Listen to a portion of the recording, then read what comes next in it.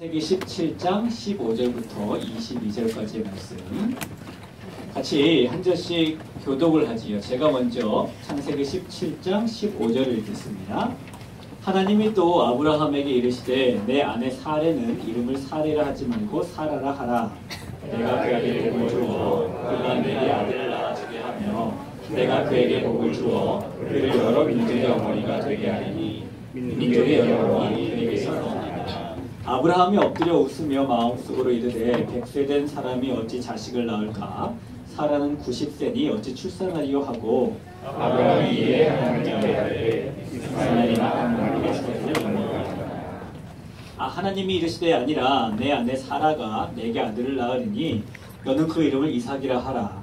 내가 그와 내 언약을 세우리니 그의 후손에게 영원한 언약이 되리라. 이스마엘에 대하여는 내가 그 말을 거론하니 내가 그에게 복을 주어 그를 매우 크게 생육하고 번성하게 하시라.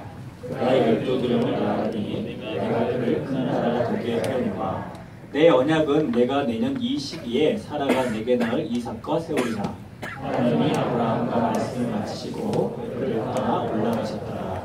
아멘. 오늘은 이 말씀을 가지고 사레에서 사라로라는 제목으로 좀 그런 말씀을 좀 나누려고 합니다. 1935년에 독일 베를린에서 올림픽이 열리게 되었어요. 그 올림픽에 우리가 잘 아는 손기정, 지금 5위겠죠? 그 선수가 마라톤 선수 출전을 해서 1등을 하고 금메달을 따게 되었습니다. 원래 마라톤에서 우승을 하면은 다른 경기와는 다르게 우승자에게는 월계수 잎으로 관을 만들어서 머리에 씌워주고 또 월계수나무 묘목을 줘서 들고 있게 합니다. 근데 당시에 독일에서는 이 월계수나무가 살기가 힘든 환경이었기 때문에 이 나무를 구할 수가 없어서 대왕 참나무라는 것으로 그 묘목을 대신했다고 합니다. 아시다시피 1935년이 우리가 이제 일제강점기를 겪었을 때였기 때문에 손기정 선수가 태극기가 아니라 일장기를 달고 출전을 했죠. 그런데 이 대왕 참나무 묘목을 시상대사 받은 손기정 선수가 이 나무잎은요, 월계수 나무잎보다는 잎 사이가 상당히 큽니다. 그래서 그 묘목 나무잎으로 일장기를 살짝 가렸다고 합니다. 그래서 그 대왕 참나무 묘목을 이 수치스러운 일장기를 가려준 묘목이다 그래가지고 손기정 선수의 그 모교인 양정고등학교에 심었어요. 현재는 그게 커다란 거목으로 자랐습니다. 지금은 서울시에서 기념물 제5호로 지정을 하고 보호를 하고 있다고 합니다. 이렇게 한 사람의 한 민족의 수치를 가려준 묘목처럼 오늘 우리가 창세기 있는 말씀을 통해서 한 여인이 겪는 수치를 어떻게 가리움을 당하고 또 우리가 가진 수치는 어떻게 가리움을 당하나 하는 걸 좀 살펴보려고 합니다. 하나님이 아브람의 이름을 아브라함으로 바꿔주셨는데요. 오늘 본문의 15절에 보니까 그 아내의 이름도 바꿔주십니다. 아브라함의 아내인 사레의 이름을 사라로 바꿔주시죠. 하나님께서 이렇게 수십 년 동안 거의 90년에 가까운 시간 동안에 잘 쓰던 이름을 굳이 왜 바꿔주시고 있을까요? 요즘에는 개명 절차가 많이 간단해졌어요. 그래서 인터넷에 들어가서도 개명을 신청하라고 개명할 수가 있습니다.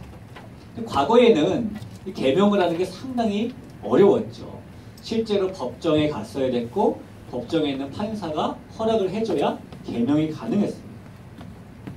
최근에 통계를 보면은요, 2017년부터 17년 한 10년 사이에 우리나라에서 이름을 바꾼 사람들의 수가 151만 5천 명입니다. 이걸 전국인하고 통계를 딱 나눠보면은요, 국민 34명 가운데 한 명이 이름을 바꿨다라고 합니다. 사람들이 이름을 왜 바꿀까요? 두 가지 이유 정도가 있어요. 하나는 이름이 이상해서 바꾸는 경우가 있습니다. 어머니하고 아버지가 자식을 딱 낳고 귀한 아들이다, 귀한 딸이다 그래서 귀남, 귀녀로 지었는데 그러면 아버지의 성이 방씨예요. 이런 경우예요. 커가지고는 이게 좀 불편하잖아요. 그러니까 이름을 개명을 신청하는 경우가 있어요. 또 한 경우는 이름을 바꿔서 뭔가 잘 안 풀리는 인생이 잘 풀리기를 바라는 마음을 가지고 이름을 바꾸기도 합니다. 그때는 사람들이 많이 장명소를 찾아가기도 하죠. 그래서 장명소에 장명가라고 하나요? 이런 사람들도 한자를 중요하게 생각하는 사람들은 이 한자의 획수가 있잖아요. 1획, 2획, 3획. 이 획수의 음양의 조화를 잘 맞아야 사주팔자가 바뀐다 라고 생각하고 장명을 해주는 것이고, 거꾸로 한글을 중요하게 생각하는 사람들은 입에서 나온 이 소리의 파동이 사람의 운명을 바꾼다 라고 생각을 해서 입에서 나오는 좋은 소리가 나올 수 있도록 이름을 바꿔주는 거랍니다. 요즘의 사람들은 그런 이유로 이름을 바꾸는데, 하나님은 그럼 사례의 이름을 왜 바꿔줬느냐라는 겁니다. 역시 마찬가지 이런 이유로 하나님이 사례의 이름을 바꿔줬을까요? 먼저 우리가 이 사례, 사라의 이름의 의미를 좀 살펴볼 필요가 있을 것 같아요. 사례라는 이름의 뜻은 공주, 여왕이라는 뜻을 가지고 있습니다. 좋은 뜻이죠? 사라는 무슨 뜻일까요? 사라도 마찬가지로 똑같은 의미인 공주, 여왕이라는 뜻을 가지고 있습니다. 하나님이 이름을 바꿔줬지만 그 의미는 달라지지가 않아요. 이름을 바꾼다고 그 뜻이 바뀌는 것도 아닌데 하나님은 굳이 그런 이름으로 왜 바꿔주었을까? 우리가 이 이유를 알기 위해서는요, 사라의 인생을 조금 더 살펴볼 필요가 있습니다. 사라의 인생은 총 3기, 1기, 2기, 3기의 인생으로 나눌 수가 있어요. 사라의 제1의 인생기는 사라가 여자로서 다 가진 여자의 인생을 산 인생기입니다. 사라는 참 가지고 있는 게 많았는데 뭘 가지고 있었냐면 첫 번째로 미모를 가지고 있었습니다. 창세기 12장에 보면은 이 가나안 땅에 기근이 들었어요. 그래서 아브라함이 애굽 땅으로 내려가기로 결심을 했습니다. 근데 결심한 아브라함의 마음 가운데 근심이 하나 생겼죠. 걱정거리가 있었다는 겁니다. 걱정이 뭐였냐면은 아내인 사레가 너무너무 아름다운 거예요. 아니, 아내가 아름다운 게 도대체 뭐가 걱정거리입니까?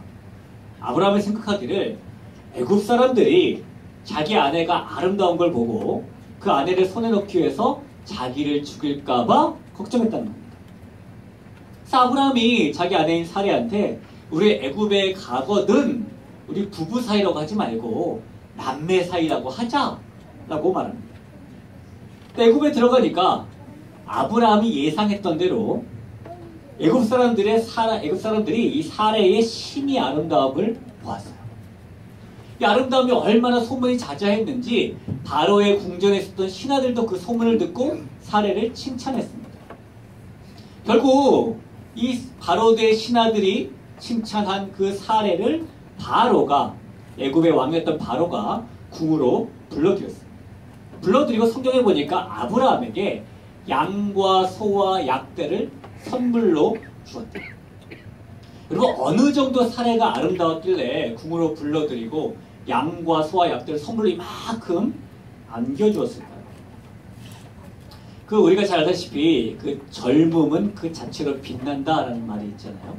그러니까 젊음은 곧 아름다움이라고 우리가 생각을 합니다. 그럼 사례가 젊어서 아름다운 것이었을까? 아니에요. 아브라함과 사례는 10살 차이가 납니다. 근데 이 아브라함과 사례가 애굽으로 내려간 것은 이 아브라함이 75세 때 하란에서 하나님의 부르심을 두 번째로 받은 다음이었으니까 적어도 사례는 애굽에 갔을 때 나이가 65세 이상이에요. 65세가 넘었음에도 심히 아름다운 여인이 사례였다는 거죠. 이 65세라는 나이 때문에 어떤 사람들은 이 사례가 객관적으로 볼 때 딱 아름다운 여인이라는 것이 아니라 애굽 사람들이 딱 볼 때에 외국인이기 때문에 더 눈에 띄고 매력적으로 보였을 것이다 라고 생각을 하기도 합니다. 그런데요, 오늘날 인종을 연구하는 많은 학자들이 애굽, 이집트에 사는 사람들을 연구하면서 지금 사는 이집트 사람들하고 저 고대 시대, 수천 년 전에 이집트 사람들하고 좀 달랐을 것이다 라고 추측을 합니다. 또 어떤 사람들은 고대 사회에서의 애굽인들은 흑인이었다 라고 주장하는 사람들도 있고요. 어떤 사람들은 이 고대 사회의 애굽인들은 셈족계의 백인계였다 라고 주장하는 사람들도 있습니다. 근데 이들이 내세우는 근거가 다 막상막하예요. 그래서 결론이 안 나오고 있는 문제입니다. 그렇기 때문에 이런 상황 속에서 이 애굽인들이 보기에 사례는 외국인이어서 마치 우리가 지금 서양 사람들을 볼 때 다르게 보는 것처럼 다르게 봤을 것이다 라고 생각하기에는 조금 무리가 있어요. 그렇게 확언할 수는 없습니다. 그래서 우리는 그저 성경에서 말해주는 사실을 그대로 받아들이는 겁니다. 성경은 사레가 비록 65세가 넘었지만 심히 아름다웠다라고 말합니다. 자, 이 아름다움을 가진 사레가 인생을 살 때 어떻게 살았을까? 1990년대 중반에 MBC PD수첩에서 이런 실험을 한 적이 있어요. 누가 봐도 아주 이쁜 여자하고 조금 덜 이쁜 여자하고 각각 도로에서 고장난 차를 세우고 도움을 청하게 했고요. 또 한 번은 길거리에서 사람들에게 전단을 나눠주는 일을 하게 했습니다. 결과는 어땠냐면은 누가 와도 객관적으로 참 이쁜 여자가 도움을 더 많이 받았어요. 그럼 여자만 그러냐? 남자를 가지고도 실험했는데 아주 잘생긴 남자하고 인상이 험상궂게 생긴 남자하고 동시에 이렇게 여러 사람을 면접을 보게 했는데 면접 결과 누가 더 붙었을까요? 얼굴이 잘생긴 사람이 뽑혔습니다. 그러니까 현재나 과거나 사람은 이쁜 것, 잘생긴 것에서 자유롭지 못해요.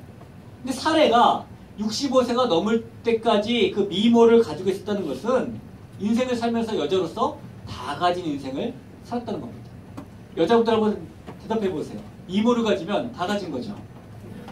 그렇게 생각하시죠? 그렇잖아요. 뿐만 아닙니다. 사례가 미모만 가지고 있었냐? 돈도 많았습니다. 좀 더 엄밀히 말하면 부자 남편을 가지고 있었어요. 여러분, 이 남편인 아브라함이 재산이 얼마나 많았을까? 좀 전에 말씀드린 것처럼 아브라함이 애굽에 들어갈 때에도 바로가 양과 소와 약들을 선물로 잔뜩 안겨줬죠. 창세기 13장 2절에 보면은 아브라함에게 가축과 은과 금이 풍부하였더라 라고 말합니다.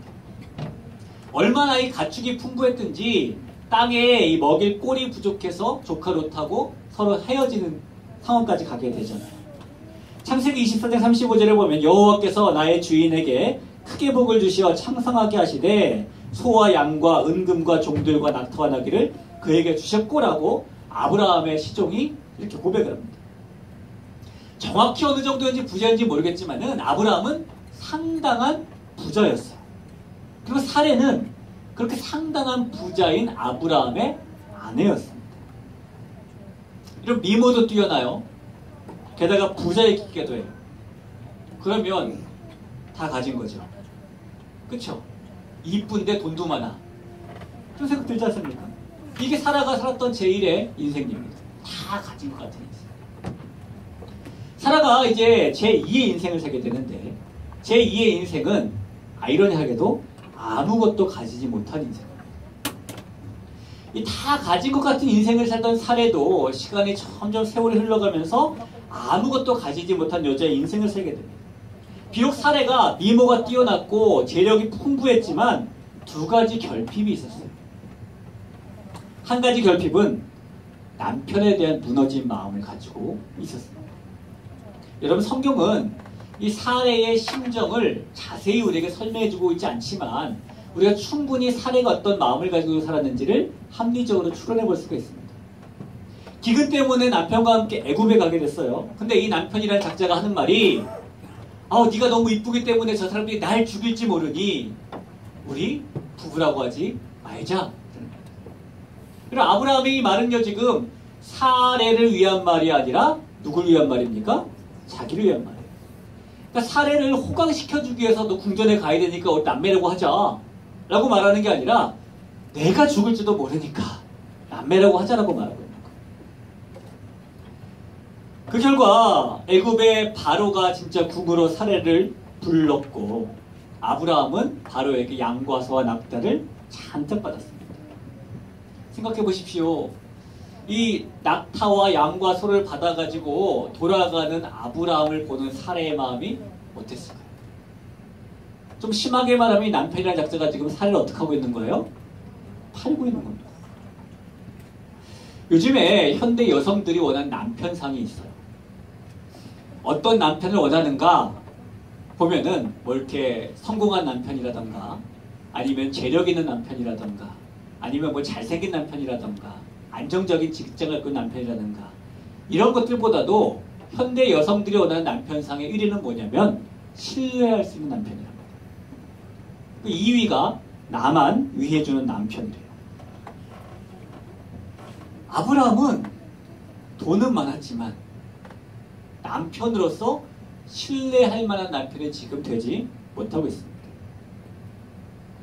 이 사례가 아브라함을 보면서 처음에 가졌던 그 마음, 신뢰하고 나를 위해 줬던 그 마음이 동일하게 여전히 있었을까? 다행히 하나님께서 잘 개입해 주셔가지고 사례가 무탈하게 집에 돌아왔는데 그것으로 끝난 게 아니에요. 창세기 20장에 보면은 이런 일이 또 한 번 발생합니다. 이번엔 아브라함이 그랄이라는 곳에 가게 됐는데 그랄에서도 가서도 그러는 거죠. 우리 남매라고 하자. 똑같은 이유로 그러는 겁니다. 그랄의 왕이었던 아비멜렉이 이번에는 사례를 또 불러들였어요. 갑자기 하나님은 또 역사해 주셔가지고 무탈하게 잘 나오긴 했지만 한 번도 아니고 두 번씩이나 이런 일을 겪게 하는 남편을 바라보면서 여러분 사례가 무너진 마음을 가질 수밖에 없었겠죠. 우리가 사례가 아니지만은 한번 상상해 보세요. 내 남편이 이런 아브라함이라면 그럼 어떠실 것 같아요? 남자들은 상상이 잘 안 되겠죠? 여자들은 좀 상상이 되겠죠? 남편이 있으시니까. 내 남편이 이렇다면 어떨 것 같습니까? 뭐 잘됐다 그럴 것 같아요? 아니 참에 팔자를 내가 좀 고치자 그럴 것 같아요? 무너진 마음을 가질 수밖에 없어요. 살아가지고 있었던 두 번째 결핍은 자식이 없다는 겁니다. 요즘 사회는 여러분 딩크족들이 있죠? 싱크족들이 있죠. 딩크족 해가지고 더블 인컴 노 키즈 우리 부부가 각자 잘 벌어가지고 맞벌이해서 불어서 우리끼리 그냥 잘 살자. 애들한테 돈 들이지 말고. 싱크족 싱글 인컴 노 키즈 결혼도 하지 말고 나 혼자 벌어가지고 나를 위해서 살자. 현대 사회는 이렇게 아이를 선택으로 생각을 하고 가지지 않기도 하고 낳지 않기도 해요. 근데 고대 사회는 좀 달랐습니다. 이 고대 사회에서 여자에게 자녀가 없다는 것은요, 일종의 수치였어요. 수치뿐만이 아니라 이 여자에게 자식이 없다는 것은 신에게 저주를 받은 것처럼 여겨지기도 했다는 겁니다. 이 사례도 아브라함과 결혼을 하고 이제나 저제나 아이가 생기길 원했을 겁니다. 근데 나이는 들어가는데 아이는 생기지 않고 후손이 이어야 되겠고 결국에 자기의 시종이었던 하가를 남편의 침대에 보내게 되죠. 여러분 자기의 시종이었던 다른 여자를 자기의 남편의 침대에 보내는 사례의 마음도 무너질 수밖에 없었을 겁니다. 이 사례를 보는 다른 사람들의 시선은 어땠을까요? 사례가 족장의 아내니까 겉으로 이렇게 드러내서 표현하지는 못했겠지만은 사람들의 시선 가운데 사례를 보면은 저 수치스러운 여자, 저 신에게 저주받은 여자라고 생각했을 게 뻔하겠지요. 여러분 성경에서 암시되는 수치를 당한다는 것은요, 우리가 요즘에 생각하는 게 아유 부끄럽다, 창피하다 라는 것 이상의 이야기입니다. 우리가 시편을 보면은 1편부터 150편까지 가장 많이 나오는 표현 중에 하나가 뭐냐면 나에게 수치를 당하지 않게 해주세요 라는 부탁과 저 원수가 수치를 당하게 해주세요 라는 부탁과 하나님이 나의 수치를 가려주세요 라는 부탁, 이런 게 가장 많이 나오게 됩니다. 고대 사회에서는 이 수치를 당한다는 것이 자존심이 무너지는 것만 의미하는 것이 아니라 겉으로 표현을 안 하지만 이 공동체에서 마치 없는 것 같은 존재, 그림자 같은 존재의 취급을 받는 게 수치를 당하는 거예요. 그 수치를 당한다는 것은 당시에 내가 죽고 싶은데 죽을 수가 없어서 이를 꽉 물고 참고 살아가는 그런 표현, 이것이 수치를 당하는 겁니다. 오늘 본문에서 사례의 나이가 89세예요. 그렇죠? 오늘 성경에 보면 아브라함이 저는 100세고 사라는 90세입니다 라고 말을 하는데 하나님이 1년 뒤에 이삭을 낳게 하시잖아요. 날 때 아브라함이 100세고 사례가 90세였으니까 정확히 말하면 89세쯤 됩니다. 이미 폐경은 됐고 89세가 될 때까지 이런 자식이 없는 결핍을 사례는 가지고 살아간다는 겁니다. 사례가 아무리 미모가 뛰어났고 아무리 가진 재물이 많았어도 그 다 가진 여자의 인생을 살았지만은 시간이 지나면서 남편에 대한 마음도 변하고 자식도 없는 아무것도 못 가진 수치스러운 여자의 인생을 살게 되는 겁니다. 근데 그 시점에서 하나님이 이 사례의 이름을 사라로 바꿔 바꿔주시는 거예요. 이 사라가 살았던 제3의 인생은 진짜 중요한 것을 가진 인생입니다.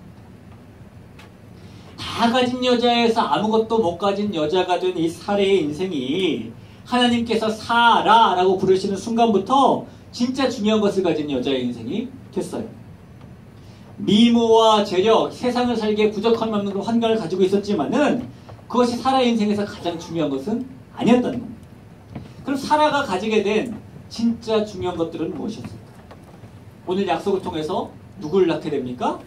이삭을 낳게 됩니다. 여러분, 이삭을 가졌다는 것은 이 사라가 단지 없던 자식이 하나 생겼다라는 것만 의미하는 것이 아닙니다. 이삭을 가졌다는 것은 아이를 낳지 못해서 수치스러웠던 인생이 이제는 수치가 가려지며 영화롭게 됐다는 것을 말하는 겁니다. 이삭을 가졌다는 것은 아이를 낳지 못해서 저주받은 것처럼 보였던 그런 인생이 더 이상 저주와 상관없는 축복의 인생을 변했다는 것을 말해주는 겁니다. 사라는 이 제3의 인생을 통해서 인생의 가장 중요한 것, 영화와 축복을 가진 인생으로 변하게 됩니다. 사라가 또 하나 가지는 게 있죠. 하나님의 약속을 가지게 됩니다. 16절에 보니까 내가 그에게 사라에게 복을 주어 사라가 내게 아들을 낳아주게 하며 내가 사라에게 복을 주어 사라를 여러 민족의 어머니가 되게 하리니 민족의 여러 왕이 그에게서 달랑 아이를 한 명 낳을 뿐인데 하나님은 여러 민족의 어머니가 되게 하겠다고 말씀하시고 여러 왕의 어머니가 되겠다는 약속을 해 주십니다. 사라가 가지고 있었던 미모와 재산은 그녀의 수치와 저주스러움을 가져줄 수가 없었어요. 그러나 하나님이 주신 약속과 하나님이 주신 약속의 아들이 사라의 수치와 저주스러움을 가려줄 수 있었습니다. 그래서 하나님의 약속의 아들과 하나님의 약속은 사라를 아무것도 못 가진 여인에서 가장 중요한 것을 가진 여인의 인생으로 바꾸어 놓으신 겁니다. 저와 여러분은 이 사라의 제1, 2, 3 인생기 가운데 어떤 인생기를 지금 살고 있을까요? 우리는 제1의 인생기를 살고 있나요? 제2의 인생기를 살고 있나요? 아니면 제3의 인생기를 살고 있나요?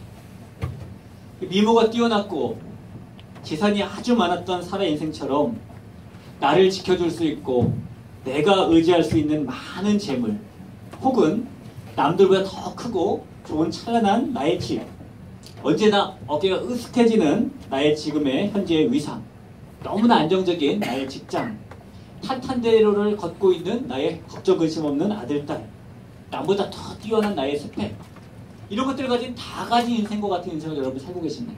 아니면 미모와 이렇게 재력이 있었지만은 남편에 대한 상실과 자식이 없다는 것을 그런 것들을 이기지 못했던 그런 상실을 가지고 있었던 사라처럼 우리가 무너진 상실감을 가지고 혹은 안정적이지 못한 생활 속에서 흔들림을 가지고 혹은 내 인생은 도대체 왜 이럴까 하는 자괴감 혹은 곱지 않게 느껴지는 것 같은 사람들의 시선, 수치스러운 일들, 아무것도 못 가진 인생을 우리가 살고 있는 것. 아니면 사례를 사라로 불러주신 하나님께서 주신 제3의 인생기를 살고 있는 것. 저와 여러분이 가지고 있는 재물도 저와 여러분을 그 누구보다 사랑해주는 그 어떤 사람도 본디 착하디 너무 착한 저와 여러분이 가진 심성이라 할지라도 남에게 해를 한 번도 끼쳐본 적이 없는 내 과거의 인생이라 할지라도 심지어 남들보다 뛰어나게 높은 내 도덕심이 있다 할지라도 그것들이 수치와 저주에서 우리를 가려줄 수는 없습니다.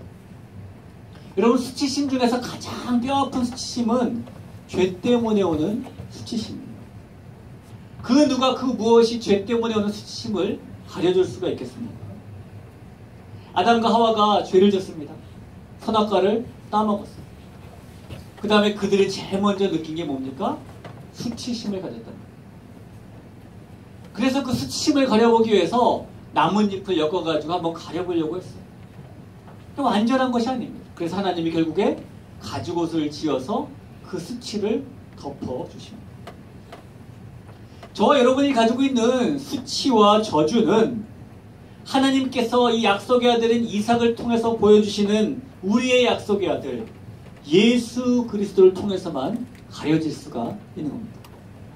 이사야 54장 4절에 보면은 두려워하지 말라 내가 수치를 당하지 아니하리라 놀라지 말라 내가 부끄러움을 보지 아니하리라 내가 내 젊었을 때 수치를 잊겠고 과부 때의 치욕을 다시 기억함이 없으리.